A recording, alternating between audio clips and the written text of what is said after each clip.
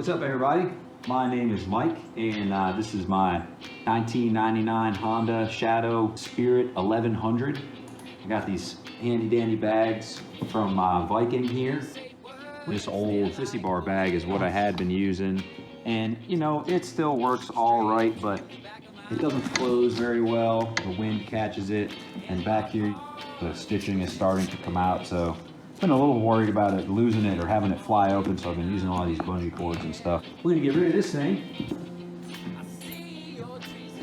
Put this Saddlebags on here. It has the appearance of a leather bag, but it's really much more like a hard bag, especially the back side where you mount everything.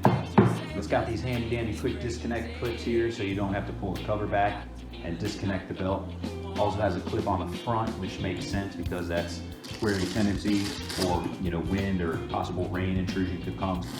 The Velcro on it is very strong, so honestly, even if you forgot to close these, to lock the clips in place, you'd be pretty hard pressed to have this thing fly open. On the inside here, everything is lined again with leather.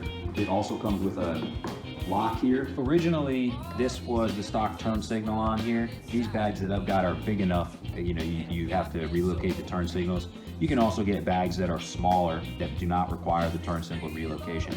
But I kind of always felt like these stock turn signals were a little bit gaudy anyways, so I decided to get some little LED ones. The way it is on the Honda here, this turn signal wire is actually hardwired into the light. I just clipped the wires, and the hardware kit that Viking gives you is great. This turn signal relocation bracket back here on the license plate, and it also came with the wire connectors for this. I had to make a decision about where to run the wire. I could have put it up on the inside of the fender here. There's no clips or anything in there, so obviously I'd have an issue with it rubbing on the tire. What I did was just ran it on the outside of the bike, which looks a little silly right now, but once the bag is on, that wire is zip tie, and it's definitely, low profile, and I just clipped it right to the bracket here that Viking provides to attach their bags. So now I got these nice LED lights.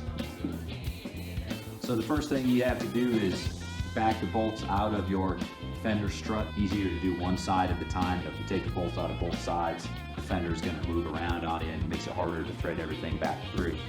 So after the thing to do is hold the bag up in place or get somebody to help you and figure out exactly where you want to mount it on the bike. The way these mount is by actually drilling holes in the back of this bag. The screws will come through the bag and actually mount right into the fender struts. Take some careful measurements, make sure you get your hole drilled in the right place. So after you get your hole drilled for the top that you're going to line on at the holes in your fender strut, you want to get these brackets on here and figure out exactly where to drill the holes for the bottom.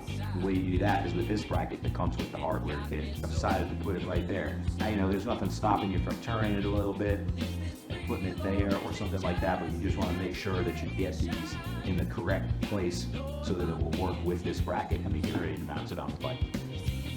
They also give you some good washers. You want to use one of these on the inside of the top and one on the outside as well on the bag here. See the outline of the washer right there. Go ahead and get this thing set up here. Mount it right through this fender strut.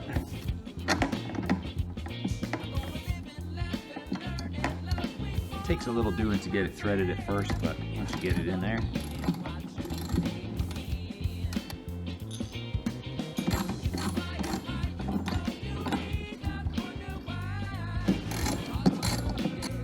you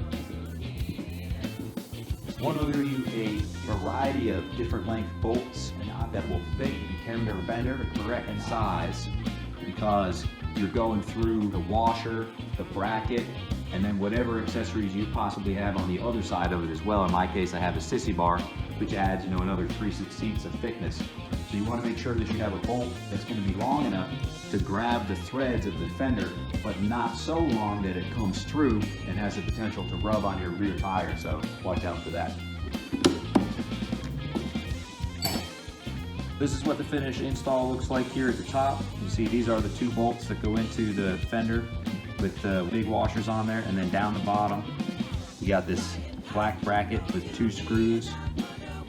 And then if you come around this way, on the back side right here, one important detail to make sure you can see where the bracket is slightly larger at the top. You want to just make sure that the side of the bracket where it's even is up against the bag there. Go ahead and zip tie this One of the things when I go riding that I like to bring, always bring something to clean my visor. A little microfiber cloth also for that. Some tools in case of emergency. Some water in case I get thirsty. Some warm clothes this time of year. Head protection. Pack my sweatshirt in here too. Still got room for more really if I wanted to put something else in there. That's only one size. And then we're going to take it for a ride.